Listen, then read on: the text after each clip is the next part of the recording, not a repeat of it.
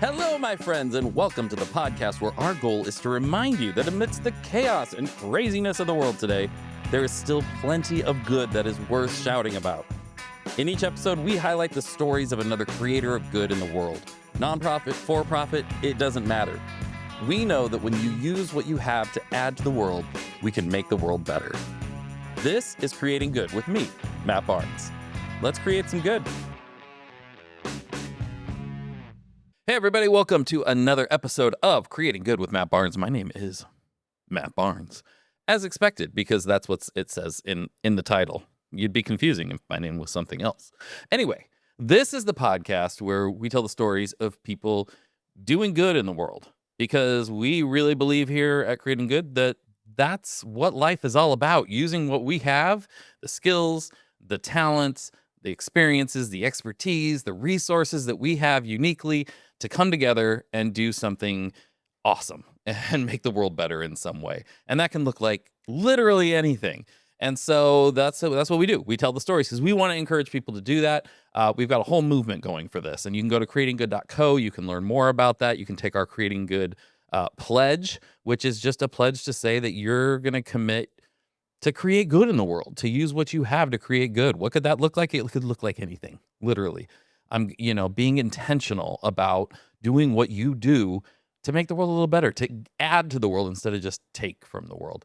And that's what we're doing here. We're talking to people who are doing exactly that. So creatinggood.co for that. If you are local to Southern California or not, if you want to fly in, we have our second issue of our Creating Good magazine launching on June 20th here at Rogue Collective in Newport Beach. And we're going to have a big party for that. We're going to launch this thing. We've got some great sponsors. It's a burgers and brews party. So we're going to have TK Burger here. If you're local, you know what TK Burger is, and delish. And we've got some breweries that have sponsored it. And it's just gonna be a cool time to hang out and see the new magazine and hear stories of people who are creating good. We've already got 110 RSVPs for this thing. So spots are going fast. You can go to creatinggood.co right now and RSVP. We'd love to have you. We'd love to have you. And if you're not local, fly in, drive in, whatever. Make a trip out of it. Take the kids to Disneyland or Knott's Berry Farm or whatever. And check out the sites, and maybe stop by Rogue Aviation and go for a helicopter ride. We'll take a helicopter tour of downtown LA or the Orange County area, whatever you want, and tell them that you heard about it on Creating Good, and you'll get a discount. How about that? Give you 10% off your tour. That's at flyrogue.com. You can check out the helicopters there. That's the side hustle. We love doing that. And that's actually a perfect example of, using my experience and my partners there to come together and do something a little different by offering flight training and tours in a kind of different way. Anyway, I got on a tangent there. We have an amazing guest today who is creating good in the world. And this guy, Roger Devine, he and I just hit it off. And you will hear that. He's a cool dude. He's a cool dude. Man, I'm so hip and down with the lingo. He runs schoolauction.net, and schoolauction.net is really set up to help schools raise funds and do it in a way that is simple and easy and helps them do it more effectively when they have events where they're trying to raise funds. And it came out of really Roger's experience and expertise and being put in a situation and realizing he could use what he knows, what he has to create good in the world. Well, I'm here with Roger Devine. Roger, thank you so much for being on the podcast today. Matt, I'm really excited about it. Always delighted to talk to other people who have similar perspectives on life. Yeah, definitely. And I think we're gonna have a lot to talk about. I know you've listened to the podcast because you asked me. You tried to cheat. I'm calling you out for it right here. I admit it. 100%. We got on the call and Roger's first question was, can you give me a preview of the 3 questions you're going to ask? And I said, absolutely not, Roger. How dare you? I'm glad you have a good sense of humor. We'll see whether I got answers. Every once in a while, I never know who's going to pop up on these things when we've booked these things. So, who I can give a hard time to or not. But I immediately connected with you. So, all right, here we go. 3 random questions. What did you have for breakfast today, Roger? Oh, good one. I had a breakfast burrito.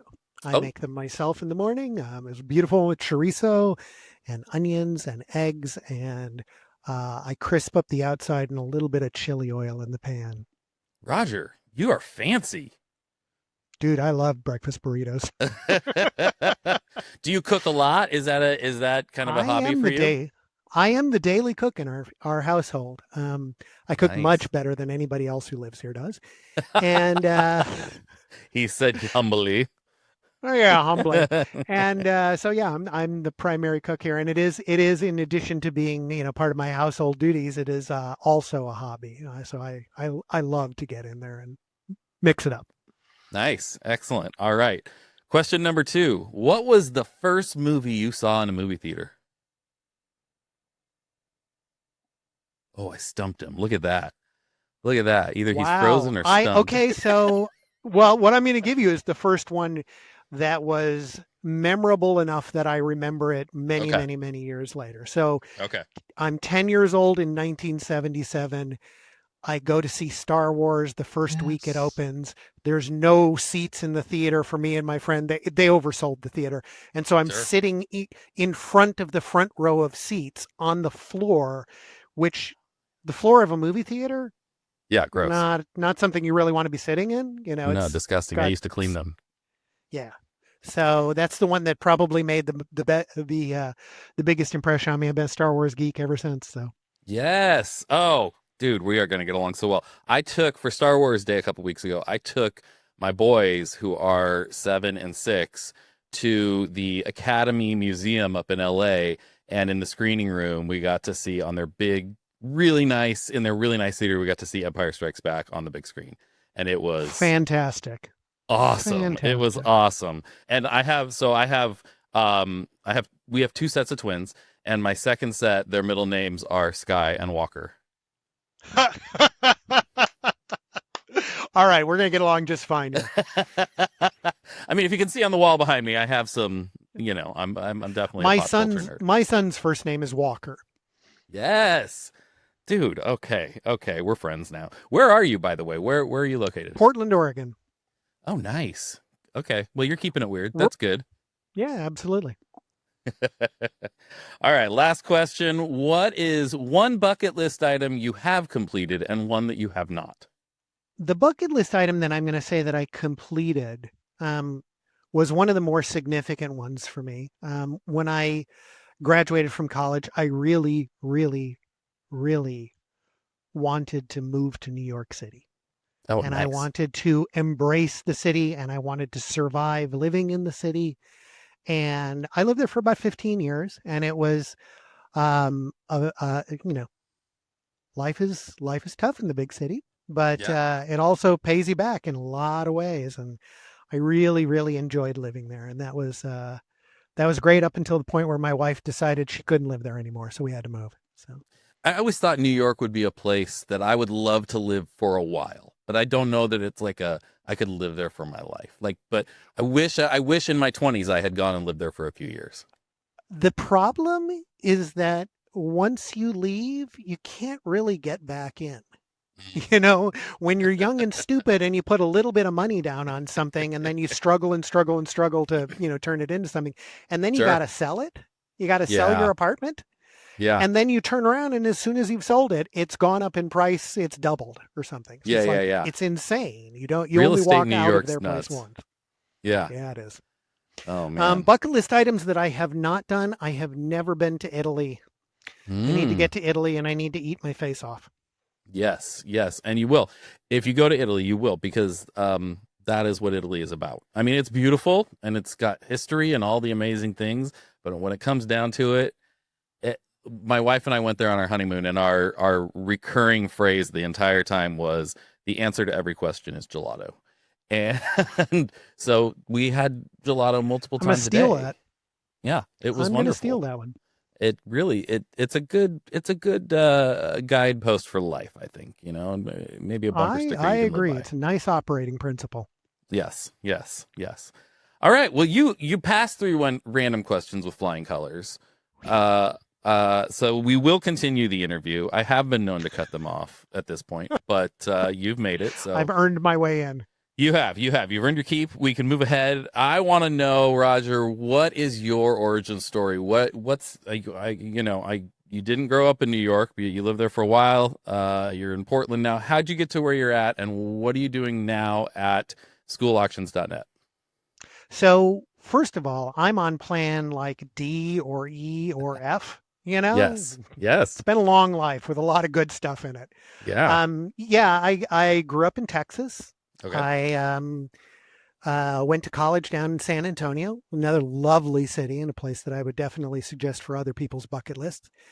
And moved to New York to get into book publishing, did that for a while, got seduced into the idea of electronic books in Mm. 1992, long Oh, before they were viable. ahead of your time. Oh, yeah. Yeah. But And this had was you long before the Kindle and anything like that. okay, for the listeners, you need to know if you're not able to see this, Roger's background is real, right? I'm assuming that's a real background, It is real. not This a is not a yeah. Zoom background.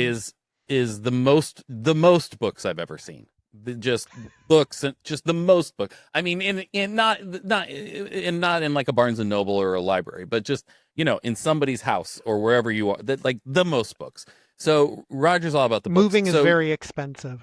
I would imagine so. Did you get all of these books before you got into ebooks, or are you still like the I paper still books? buy paper books. I Okay, okay, absolutely still buy paper books. There is nothing like the smell of a freshly printed it's book. true. It's a wonderful tactile experience, and I will It always be a is. fan of paper books. I was just And I they, was you know, just the go ahead. oh no, I was just telling somebody the other day. We were talking about the smell, and it somehow Barnes and Noble doesn't quite have it. The smell that you used to have going into the small bookstores that were like in the mall, like the B. Dalton and the whatever the other ones were. I, I'm. It's so like poignant in my memory, and I Paper and miss ink, it. baby. It's just I miss that smell. It's yeah. You don't. It's hard to find that anymore. But anyway, Yeah, sorry. I will continue to interrupt randomly because of ADD. So fantastic. just a warning. Continue on your story though. So I got seduced to the idea of electronic books. The company that I went to work for was a real early pioneer in that. They never really succeeded with it, but it was my transition from um, book publishing, which is a traditional, Mhm. it's a manufacturing industry, right? We're Yeah, out there, we're yeah, producing physical objects and shipping them around and selling them. That was where I made my transition into the tech world. Did that in about 1992. Wow, what a wild ride. A variety of startups, some of which did well, some of which some of which didn't, some of which crashed and burned. Mhm. Wild ride, in that time in the technology industry, you were kind of expected to change jobs every couple of years, and I Yeah. certainly did. Went through all of that. Eventually got to a point where in 2001, I am selling. I'm now a sales guy. How the hell Mhm. that happened, I don't know. But I'm now selling, and I'm selling, very expensive software to Fortune 500 companies. And I see that the buying cycle is taking longer and longer and longer. And I said to my wife in January of 2001, it's like, there's a recession coming. Nobody's talking about it yet. Nobody is going to admit it yet. And we didn't admit it until after 9/11.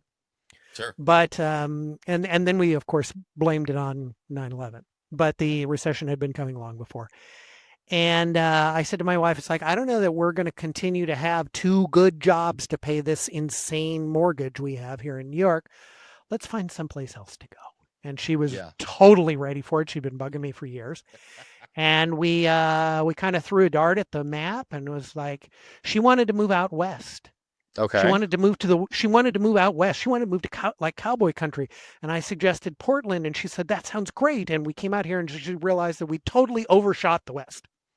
Yeah. We're just Yeah. going I completely over the West and into when the I Pacific Northwest. And when I hear people on the East Coast say they want to move out west, I don't imagine Portland is the place that they were aiming for. But I love Portland. It's great.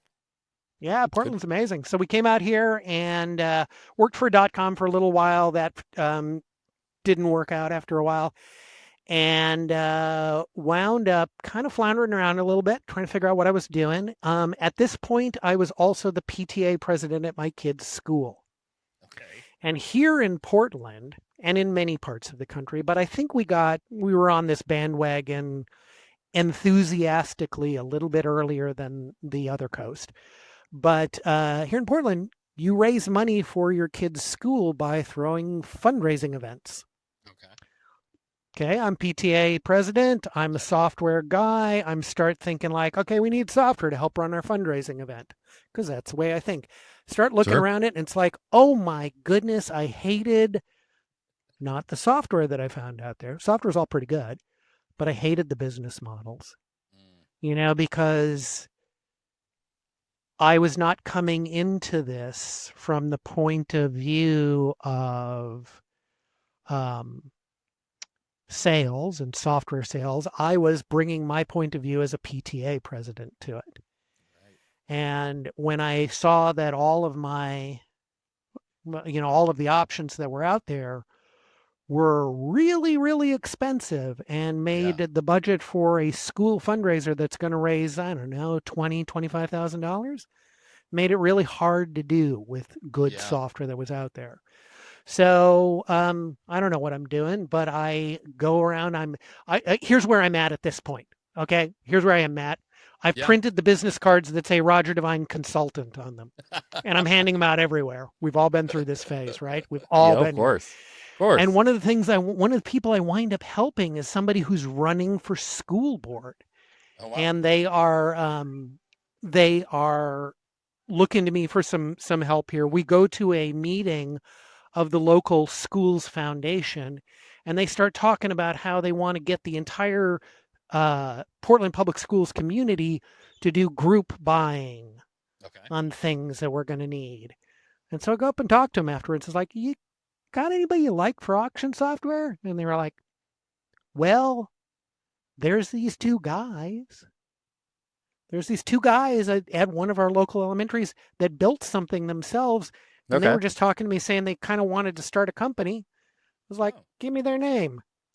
And they figured out that I had done software sales. And so we started the company together in 2008 to provide online software to help schools and other grassroots nonprofit organizations plan, manage, and run fundraising events of all sorts, golf tournaments and Sure. trivia nights and galas and all the like. We've been doing that for 17, 18 years now. Wow. It's been kind of a wild ride. That was the point where I got to say, okay, I've worked for a lot of startups. I got my own ideas. I want to do my own thing. And so I got Yeah. a chance to do that and found That's out, awesome. yeah, you know, grab the tiger by the tail and off we go. There you go. What I love about this, I mean, so many things, and I want to get into specifically what you created and what it's been able to do. But um, the whole idea behind creating good is we all have so many different skills, abilities, experiences, expertise, whatever resources, whatever it might be. And I think we forget that we can use those things to create good in the world and actually to, whether it's through a for-profit, nonprofit, I don't really care. It's there are opportunities to create an impact in a good way, and you saw a need and you brought what you bring to it, and you've got what you're doing, schoolauctions.net. So tell me what exactly it is that schoolauctions.net is. It looks like, in my brief research, it looks like it's part of something a little bit bigger or has multifacets to it, and how that's helping people. Okay, so before going any further, I'm gonna bust your chops a little bit. I'm gonna correct you on something. Okay, please do. The name of our company is schoolauction.net, not Darn it. auctions, not plural, singular. Okay, Okay, moving on. one auction, Um, people, you get one. there you go. You're one. The Apologies. What we built was web-based software. We never had anything you had to install on your machines ever. Um, and back in 2007, that was still a choice. Yeah. It's not really a choice anymore. But Yeah. We built web-based software. We designed it. Remember how I came to this from? I came to this from I'm a PTA president. I need something for my school. I don't want to pay outrageous prices on it. I first came to the company as a customer.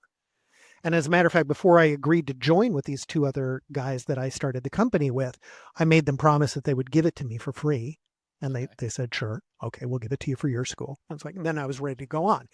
But what we needed, galas come in all sorts of shapes and sizes. Yeah. But and if your only exposure to a fundraising gala is what you see on TV, you would be forgiven for thinking that these are things that schools cannot do.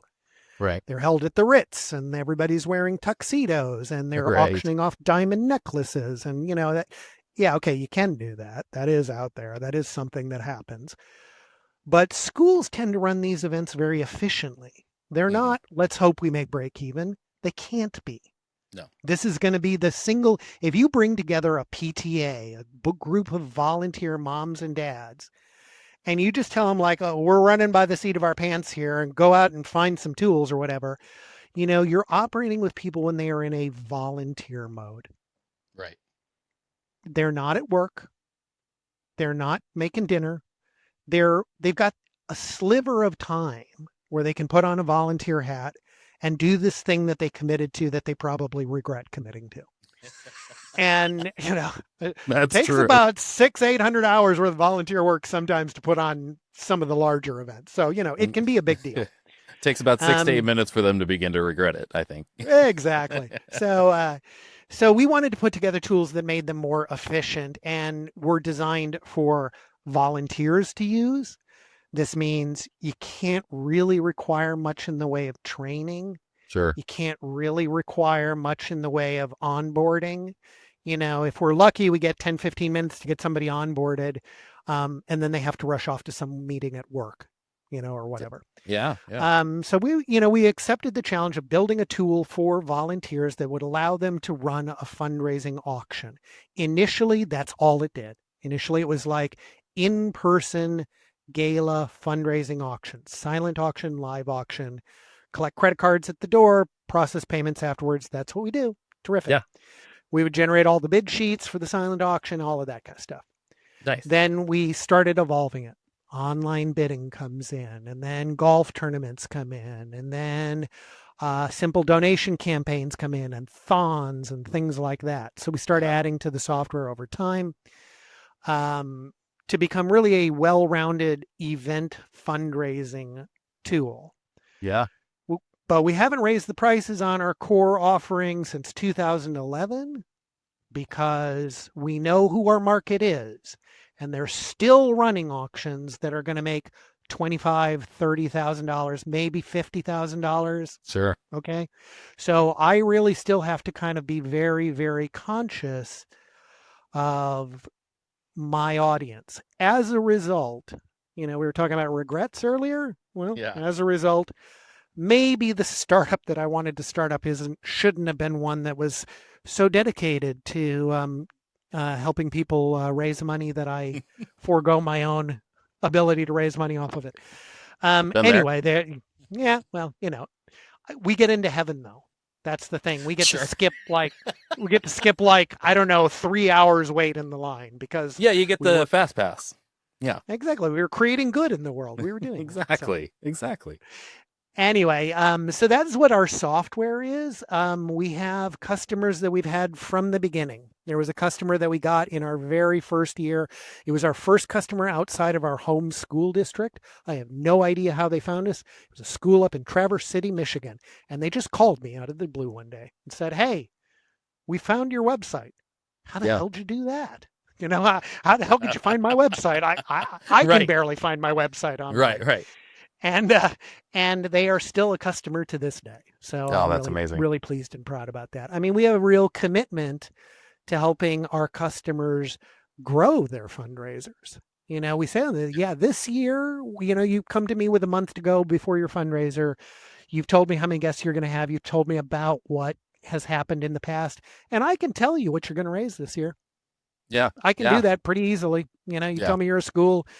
I'm going to ask you like 5 questions and I'll tell you how much you can raise this year. But then I'll also tell you how much you can raise next year, because there are going to be things that you're not doing this year that I can tell you how to do that are enormously effective.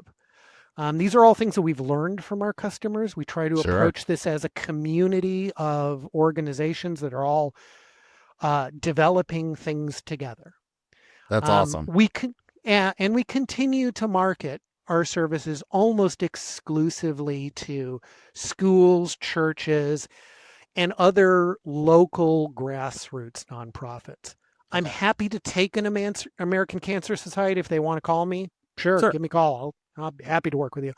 But where we focus our outreach and our marketing Yeah. spend is to trying to reach the grassroots organizations. Is So is yeah, that that's what because we do. that's where your is that's because that's where your passion is, or yeah? What's the thought behind that? Excellent question. I'll give you the dirty answer. Yeah, I'd love it. Okay. So the clean answer that I want everybody to say is yes, this is my passion. This is where I came from. And that is true. That Yeah, is sure. absolutely 100% true. But the other side of the answer is that, you know what? You do the looking into who throws fundraising events, Mm, not who does fundraising, but who right. uses events as a major part of their fundraising mix. It's schools, Yeah. 75% of them. It's churches. Yeah. If a nonprofit organization can afford to employ high-end development talent, Mm, those development directors and advancement directors, who I love, sure. don't necessarily love events. Right. In Well, their and in their mind, yeah.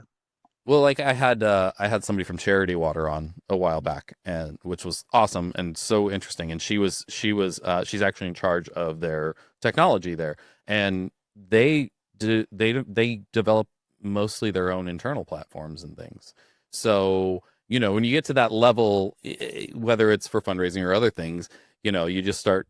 It is a different game, and but yeah, it is the smaller schools and startups and that type of thing where you get money by bringing people together, Yep. and that's where it's at.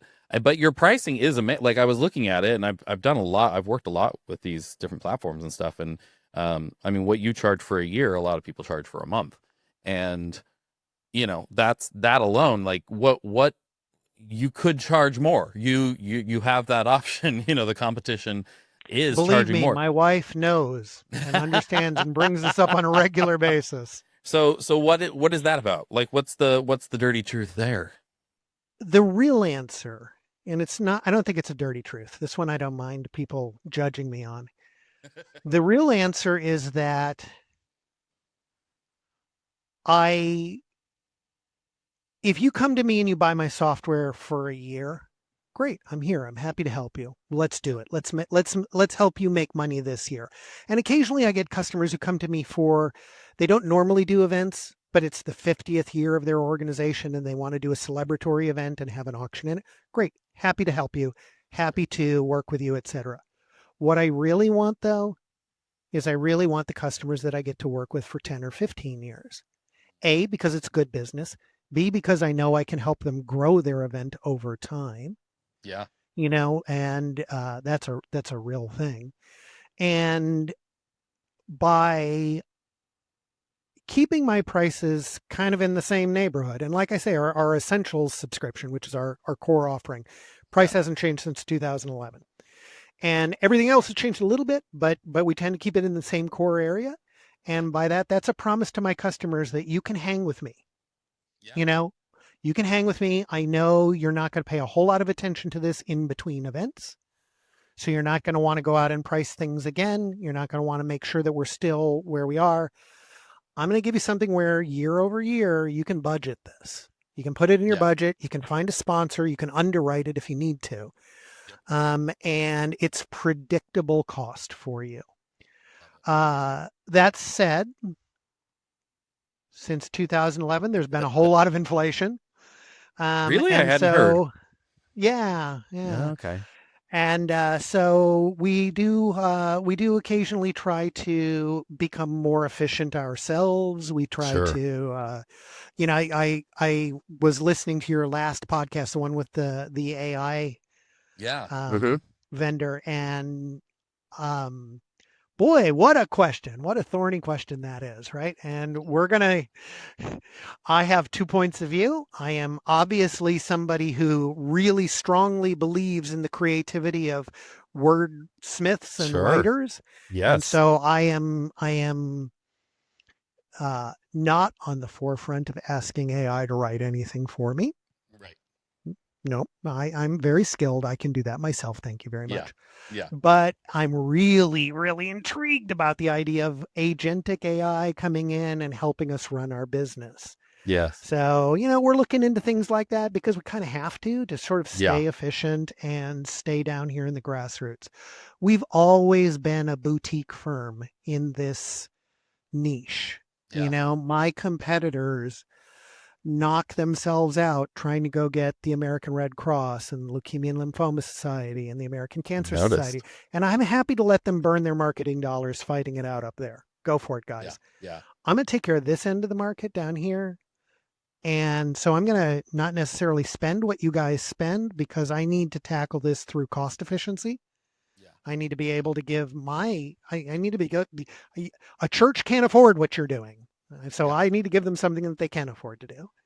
Yeah. So that's part of our DNA. One of the other one of the other dirty secrets on this one. Okay, I'll give you the real answer. The real answer is that we have never, ever, ever had any venture capital. We've never had any outside investors. We've Yeah. never taken in any money from anybody who might want to tell us what to do. Yep. And that has been painful as it could be. You grow I bet. much more slowly when you do not have bags of cash behind you.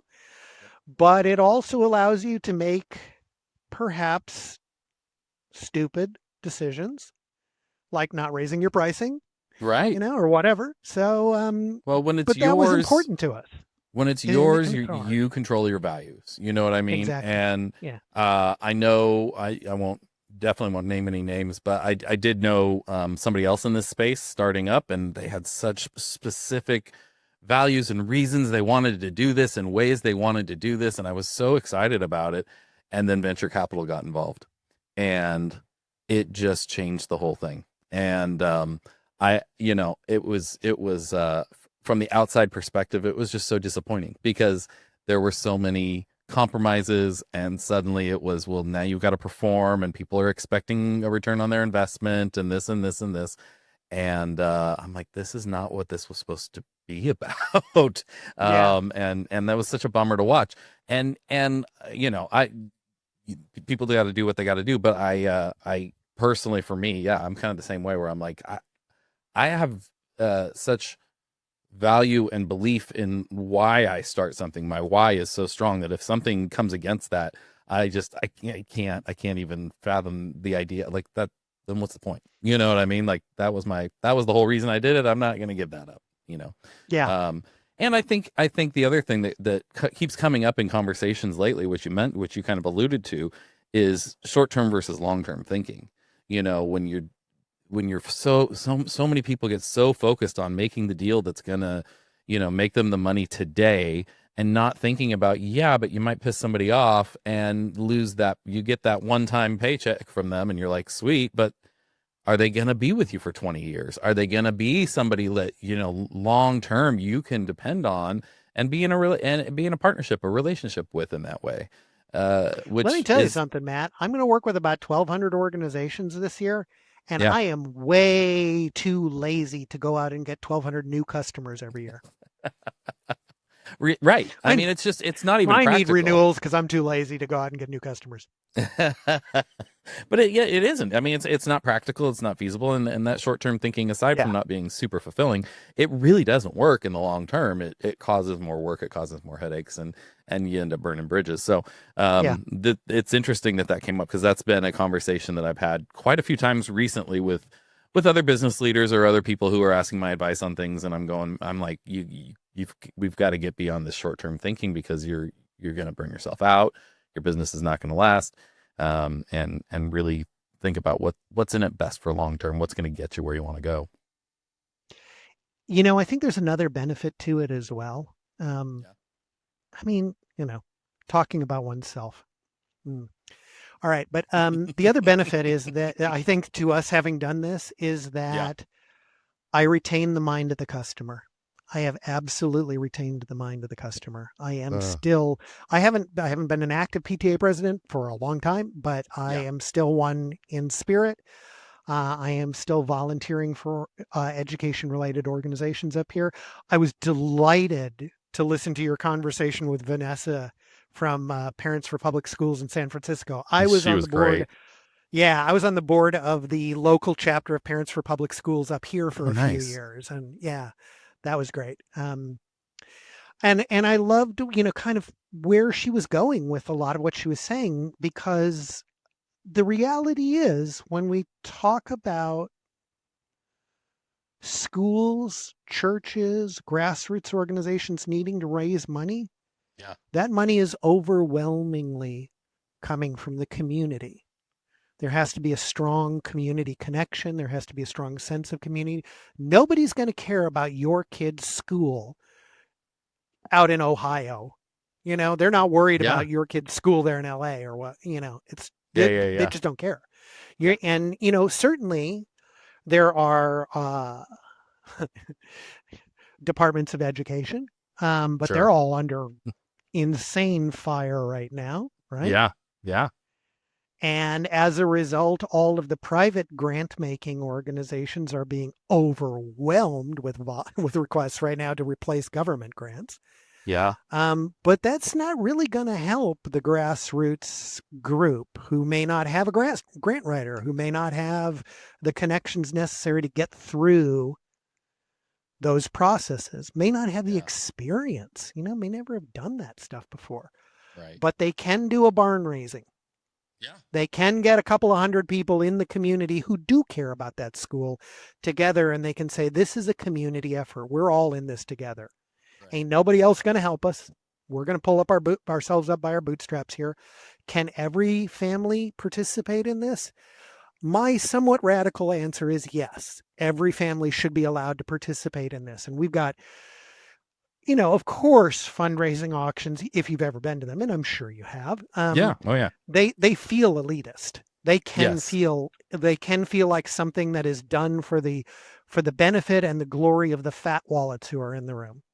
Yeah. And I love fat wallets. You got to get some fat wallets to everything. I'm never saying 100%. anything against the fat wallet. If you've got a fat wallet, I am not disparaging you. That's 100% cool. Yeah. But Yeah. it's probably not enough. No. The one or two fat wallets probably not enough. You probably have to get everybody from the community there at least to provide support and applause for the people who are doing the big lift. If that's all you can do is come to the event and applaud, then let's get those people a ticket so they can come and applaud. Yeah. We've published loads of advice over the years on equitable ticketing strategies. What do you do for the family who can't afford a ticket to come to your event? But you Yeah. want them there, and you want when they get there for them to be able to participate in the fundraising to whatever extent they can. Yeah. Even if that's taking $10 out of their pocket and Sure. handing it over, great. We'll take the Yeah. $10, right? Yeah. And there's two reasons for that. One, because you need to get the money, but also because you need every member of that community to leave that event with their head held high. Yeah. That they were part of the giving. They were part Yes. of the solution. They were in there. Maybe they weren't the fat wallet, but they were able to participate too. Yeah. And we're all doing this together. And that's the spirit in which I think organizations really need to reconsider bringing events back into their mix if they don't use them already. Yeah. Those of us who work down on the, the schools and the churches end of things, Yeah. fundraising auctions aren't going away. That's a key tool for them. But other Sure. nonprofit organizations that have kind of thought they're too much work for the lift, maybe it's time to start reconsidering some of that. God Yeah. knows your major donors, when they look at their portfolios these days, are not thinking about making major gifts as much as they might have in prior years. Yeah. Yeah.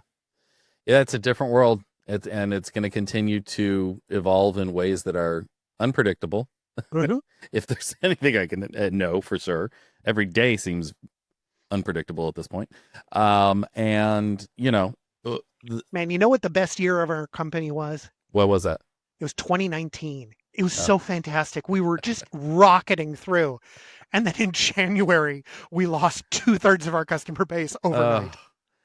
yeah, that was rough, man. Oh, we could do a whole podcast just on that. But yeah, that was a rough time for obviously for everybody, but especially. But I was so impressed with how nonprofits rallied, Absolutely. and didn't give up and found Yeah. ways to work through it. But And we invented horrible technology that worked really well to do virtual live auction events. yeah, Somebody could sit down at their home computer and watch the auctioneer in real time yeah, and bid on screen. And that worked really well. It's yeah, just that we did some everybody great stuff. hated those events. Yeah, yeah, yeah. It was what it was. We made It the was best what it of was. We did. it. All right. Well, I want to respect your time. I'm so appreciative of everything that you have shared. I always want to end with one last question, and that is, what is it in your job and what you do that brings you the most joy? The post-event call. Yeah. Oh my God, I thought we were going to raise $12,000 and we raised $32,000. Yes. Oh my God, Roger, you told me we could do this and we did it. Isn't that the best? That's the best. People so need, and this is in every area of life, but I think the best services people can provide involve having an outside perspective. And when you can come in and see something and go, you know what, you're capable of more than what's happening right here, and I can help you see that. And when they do, and it comes to fruition, that's just the best because you go, It is. I hope I know what I'm talking about. To not leading you astray. But time after time after time, I get people to believe in themselves, not just with frilly language and things, but really because I look for what potential do I see here, and it's almost always further ahead than where they are, and helping them see that too and get there is just there's just nothing better. Yeah, there isn't. And I will say that, the first place where I try to enlighten people that it could be bigger than they think it is when they're thinking about selling tickets, when they're thinking about how many people they can get to places and things. And it's like, no, you know what? You got more people in your community that will come. You Yeah. do. You just have to figure out the right way to ask them and the right way to structure it so that they understand that this is a community effort and they are going to be expected to be part of the solution. Love it. And, no matter, to the extent of their abilities, always, Yep. not pushing people into bankruptcy here.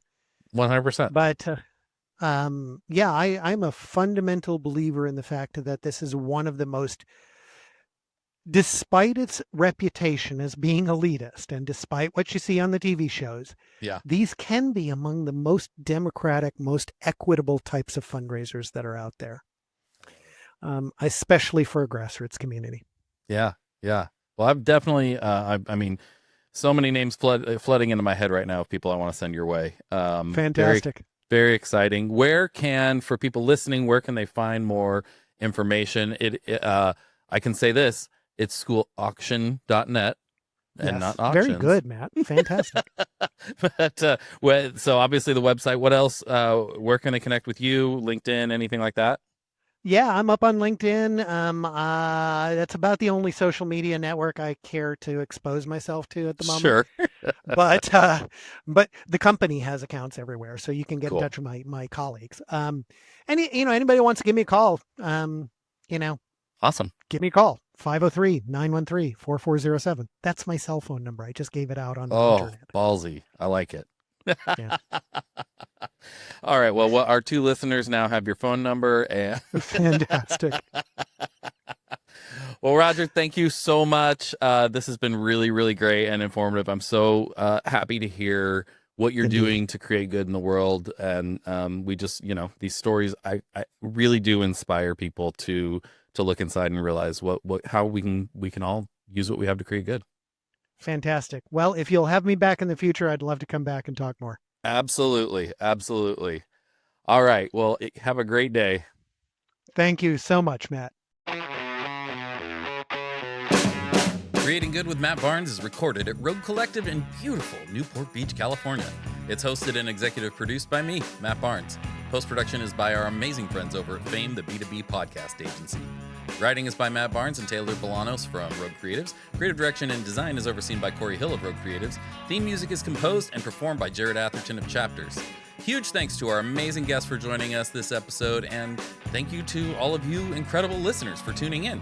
If you enjoyed the show, and I would imagine you did if you're still listening, so don't forget to help us spread some good by giving us a good review.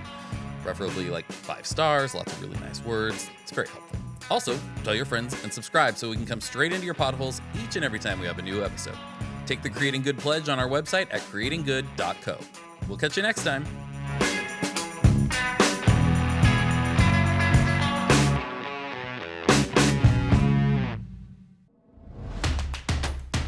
This has been a Rogue Creatives production.